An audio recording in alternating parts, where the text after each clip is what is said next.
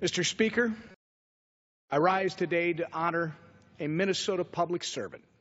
After nearly a decade of service to his community, my friend and St. Michael's former mayor, Jerry Zachman, I want to congratulate him on his retirement. Jerry has deep roots in St. Michael, as he is a part of the fifth generation of his family to live there. And these strong ties to his beloved community no doubt inspired Jerry to serve.